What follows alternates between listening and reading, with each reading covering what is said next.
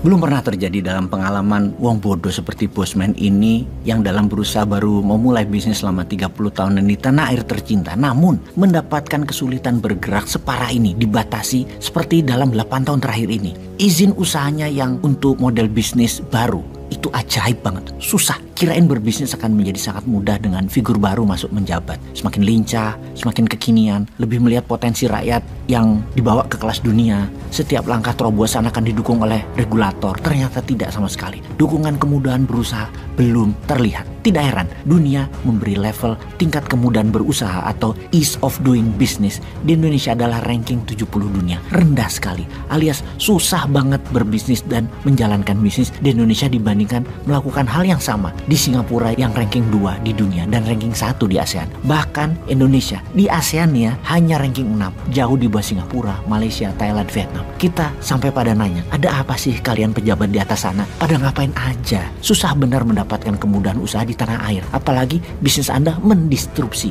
Ciri mendistrupsi itu pasti melawan regulasi. Karena yang Anda disrupsi kan pasti model bisnisnya. Anda ubah supaya sesuai dengan kebutuhan pasar. Disrupsi pasti tidak ada sebelumnya. Sementara di Wakanda harus ada referensinya, harus ada modelnya yang sudah terbukti jalan. Kalau kayak begini cara berpikirnya, Google dulu nggak ada referensinya, Facebook juga nggak ada referensinya, WhatsApp juga nggak ada referensinya, Apple Pay nggak ada referensinya, PC komputer juga nggak ada referensinya, semua disruptor. Di Wakanda lain lagi, harus sama dengan yang ada pokoknya, tidak boleh beda atau bisnis model harus ikut gaya regulator dan pemahaman isi kepala pejabatnya. Di luar itu salah aja. Kita semua tahu bahwa pasar itu selalu bergeser. Maka model bisnis pasti oleh pengusaha ya digeser. Nggak boleh loh. Harus ikut peraturan yang ada sementara dunia sudah bergeser jauh.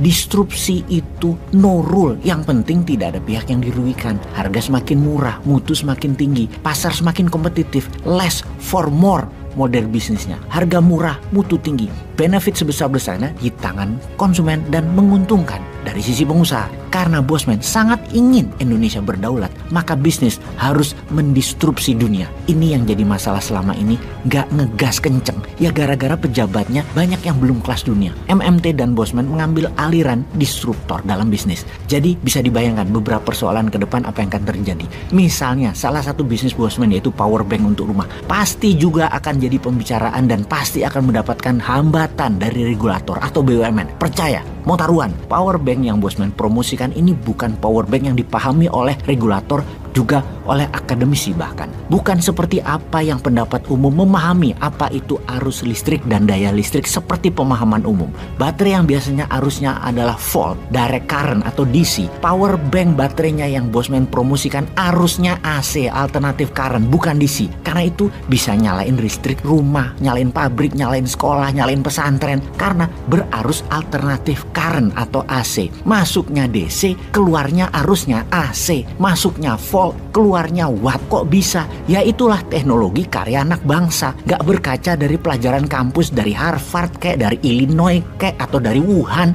tapi dari kaki Gunung Lawu aja ilmunya cukup. Dari ilmunya Sunan Bonang juga lebih dari cukup untuk bisa mengubah dunia. Dengan baterai keluar daya listrik DC 5000 watt, bingung pasti regulator. Ini independent power plant mini ada di setiap rumah, bisa-bisa PLN gak kepake tiang listriknya, transmisinya, gardunya, bahkan power plantnya, PPA purchase power agreementnya yang agreementnya dengan para oligarki, PLN bisa nggak bisa bayar. Oligarki yang sudah ngasih duit banyak buat pemenangan jabatan pilkada dan pemilu ngamuk semua pasti. Power plant listrik batu baranya milik oligarki mati semua. Tambang batu baranya nggak ada yang beli. Listrik jadi gratis, nggak bayar bulanan, hanya bayar mesin talis atau alat tabung listrik power bank doang. Jadi power bank untuk rumah pasti disemprit lagi, pasti salah lagi. Dan pokoknya Bosman ini adalah pendosa. Bosman salah, pasti disalahkan dan disemprit lagi. Mau taruhan? Oke, tak taruhin jabatan 2024 ku dah.